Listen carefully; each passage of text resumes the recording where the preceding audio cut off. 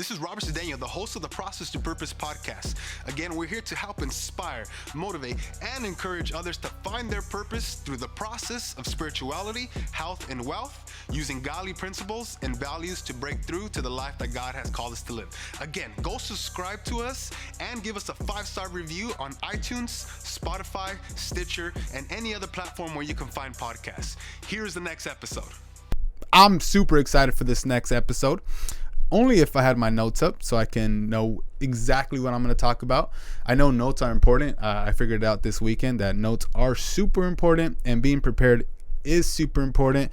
But I feel like this podcast is mostly going to be from the heart. I'm going to be speaking from my experience of this weekend, the amazing opportunity that I had this weekend. It's going to be a lot of fun. It's going to be a lot of good stuff. So if you guys don't know, I preached for the first time this past Sunday, and I preached in Spanish, right? So I actually spoke in front of a congregation. It's crazy to me that I was able to experience that. My father-in-law gave me the opportunity to speak at his church, and it's funny because when they first told me, hey, well, my wife asked me. He didn't ask me. I think I came back from an open house. I came back from something, right? And then he's like, hey, my wife's like, hey, can my dad asked if you can preach on Sunday when they're gone, and I was like, yeah, like whatever, like yeah, that's not happening, right? That's what I thought.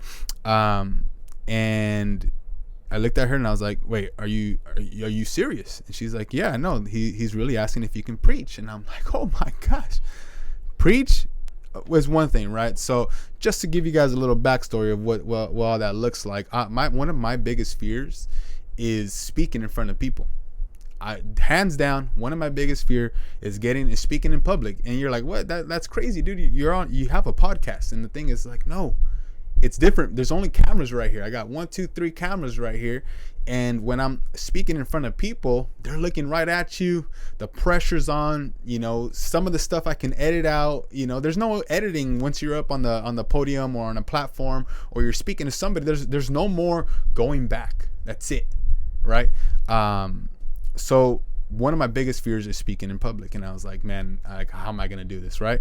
And then on top of that, and something that's not my primary language, like Spanish, I don't speak Spanish that well. I have clients that are Spanish speaking, right? And I kind of fumbled through, but I got it down because we're talking about almost the same things over and over, right? Presentations almost the same. So I've done presentations in Spanish. I have Spanish clients full on. All they do is speak Spanish. I'm able to get by, right? But it's not my primary language. It's gotten better over the years because I used to work at T-Mobile South Central. I sold car parts for a while.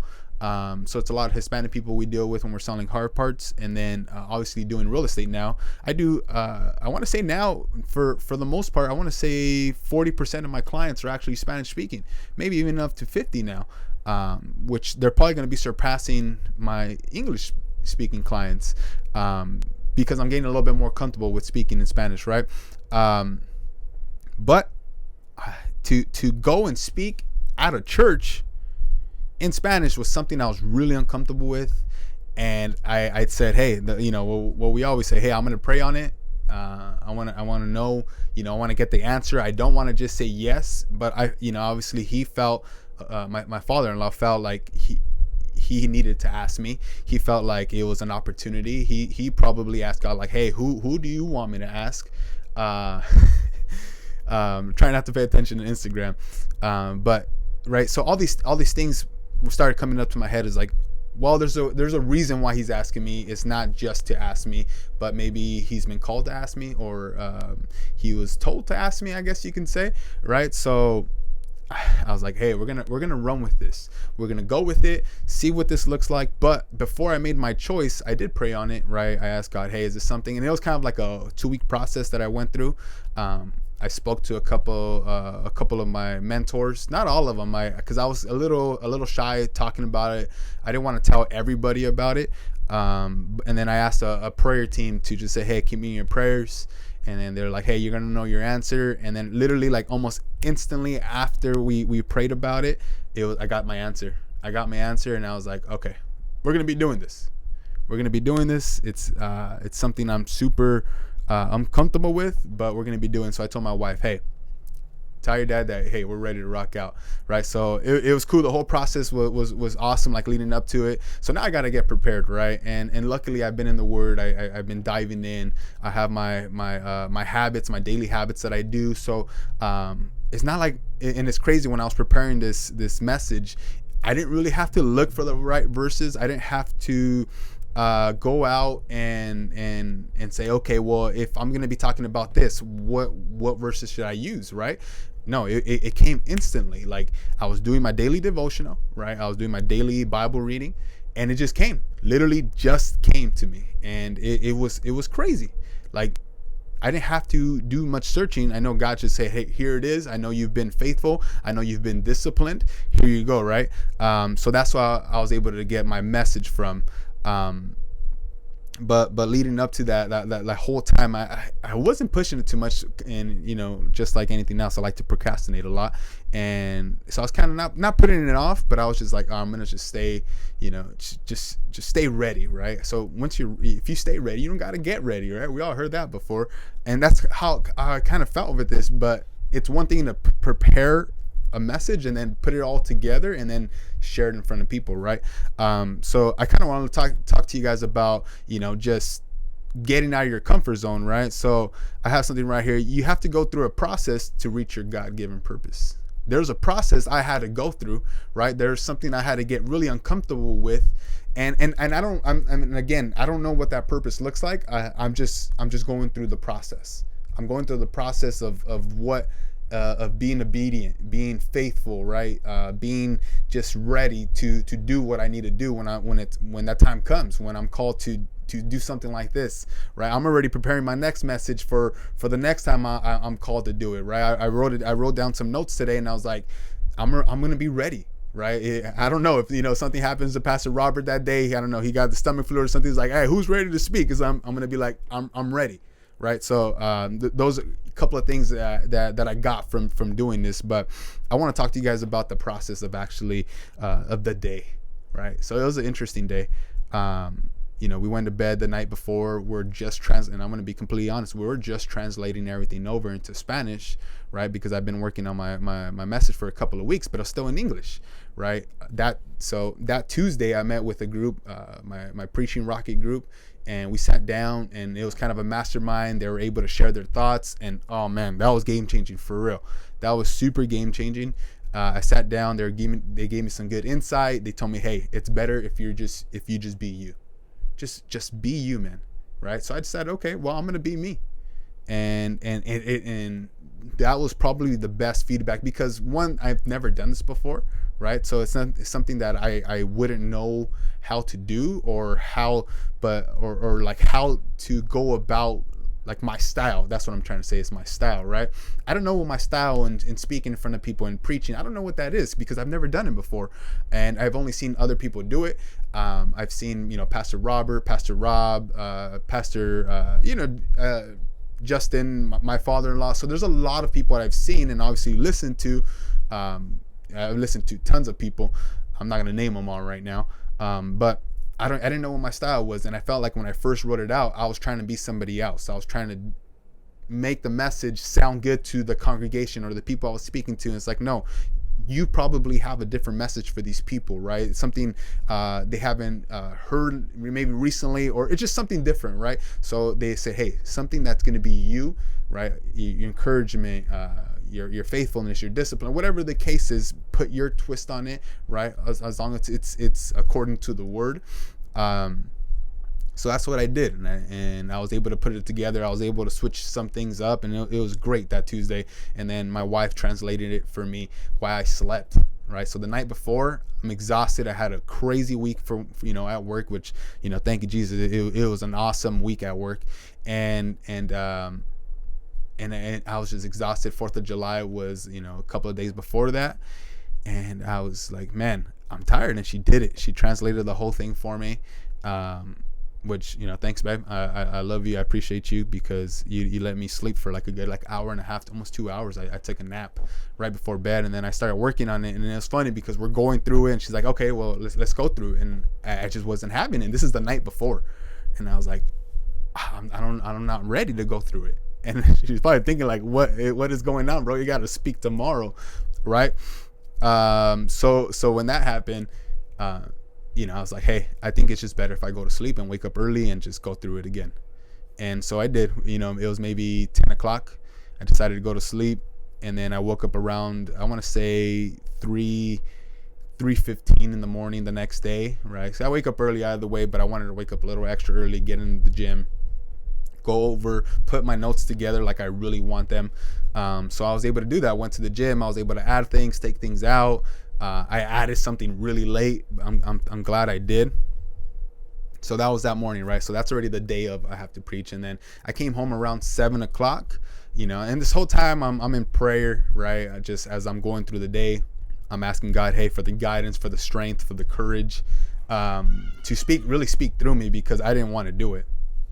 Not that I didn't want to do it, but I knew if I was gonna be able to do it on my own strength, it wasn't gonna be as good. It wasn't gonna be as smooth. So I just kept asking, hey, for that peace, that confidence, that faith that God's gonna take over, right?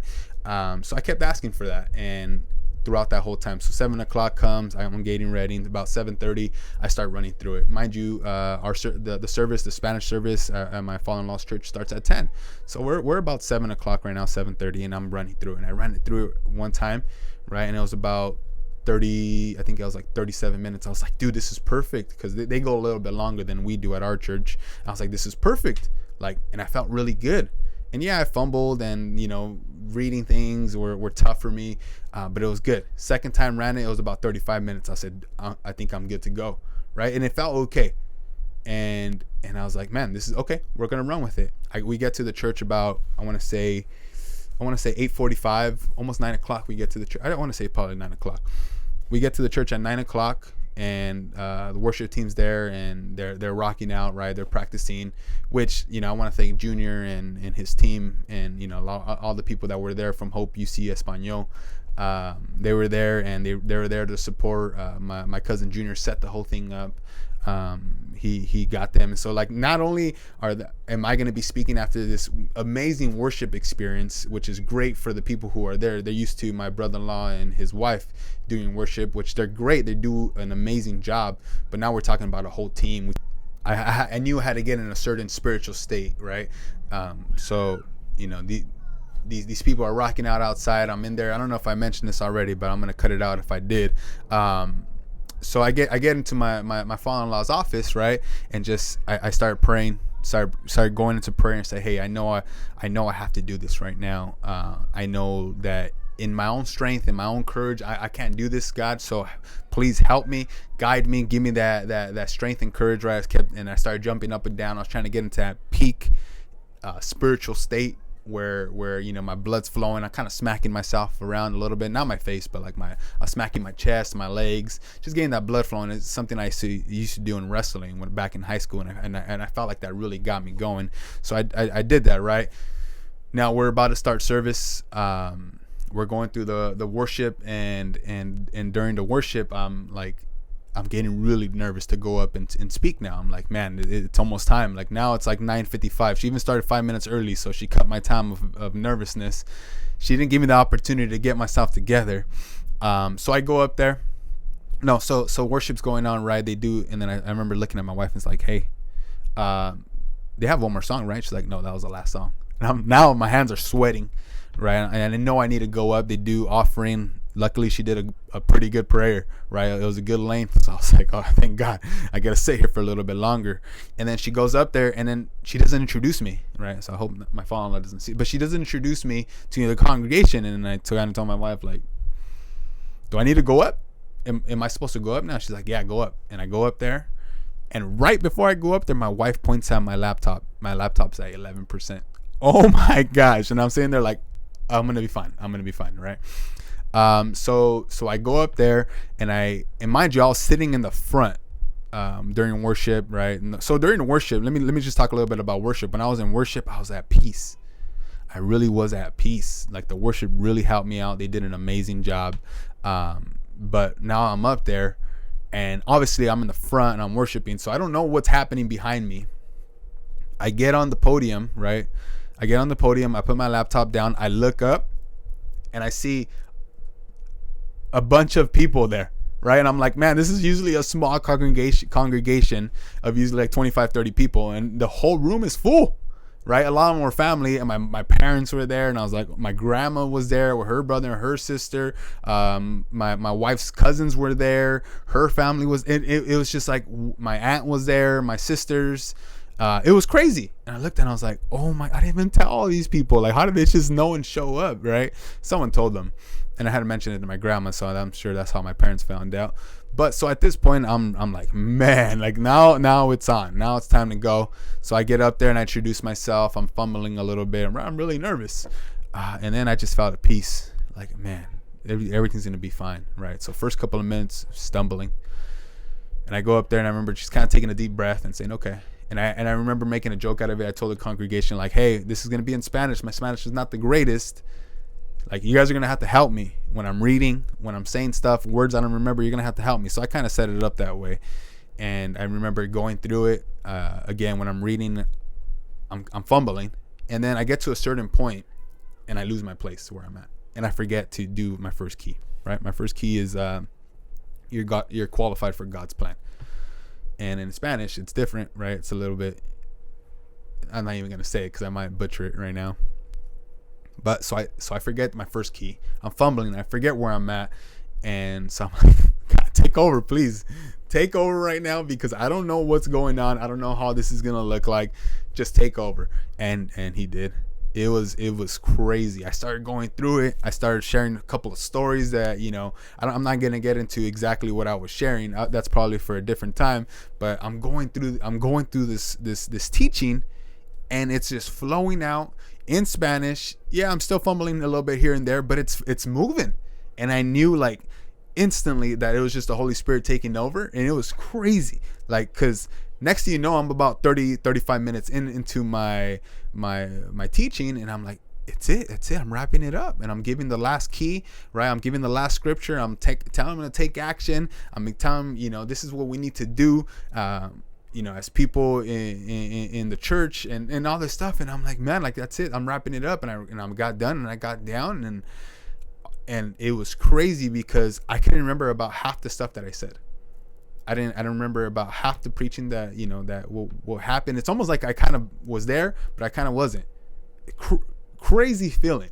I was there, but I wasn't. Like, and I was fired up in Spanish, right? Mind you, this is in Spanish. Fired up. It felt like I wasn't there. Crazy feeling. And I remember coming down, and then all of a sudden just a rush to my stomach. I had the worst stomach pain ever. Like, I felt like just this knot in my stomach, right? Because all the maybe adrenaline, and I always mess up this word, adrenaline, I'm not even going to say it. You guys, you know what I'm talking about. But I felt like it was such and everyone's telling me, you did such a great job. You did so good. And I'm thinking, like, did I? Because I don't remember half the stuff that I said. And I was just really in awe about the guidance and the strength and the courage, and just allowing the Holy Spirit to speak through me, and just allowing that time, just like, hey, here you go. Take the wheel, right? You know, we always say, Jesus, take the wheel. It was real. Like, no, here we go. Take the wheel. Because I obviously can't do this on my own, because my capacity, you know, from just my own thoughts, like, you know, I know who you were before. You know, you always had the stutter. You always had this fear to speak in front of people, read in front of the class. Like, those are all things that I used to, you know, that went through my head, right? As a kid, I stuttered a lot. I haven't always been good with my words, like putting them together, putting my thoughts together. I always lose my train of thought. And that's kind of what I shared, as, you know, comparing to what Moses was struggling with when he was there. Not that I'm comparing myself to Moses, but we've struggled with similar things, right? So it really I knew it was all God. Like, it came down to that point where I was like, man, I can't believe just what just happened right now. I can't believe I did that. And I had to remind myself, like, you didn't, man. Like, God used you today.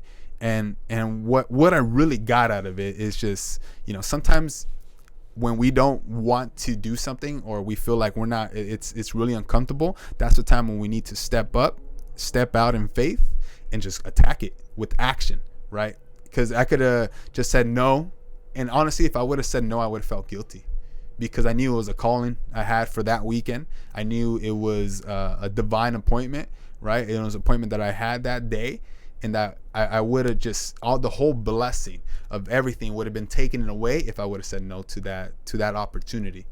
So sometimes when those uncomfortable opportunities come up, we just gotta buckle up and say, let's do it. And it could be in many things. It could be in business. It can be in your relationships. It can be leaving a relationship, right? It can be, starting that relationship with God, whatever it is, big or small, right? I talked about Moses saving all the Israelites, or you as a person just helping save one person, or helping one person come to Christ.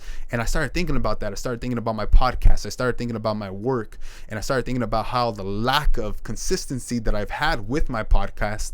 And I said, I'm worried about the masses right now, and all I have to do is worry about the next step, right? I'm worried about covering all these people, about being this influencer, about helping all these people, when all I have to do is focus on helping one person right now at a time. That's it. One step in front of the other. And that's what I got out of it.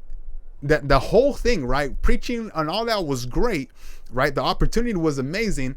Being just enriched and just in the moment was amazing. But the lesson that I got out of it in speaking that day is, 1, we need to stay prepared. 2, we need to step up.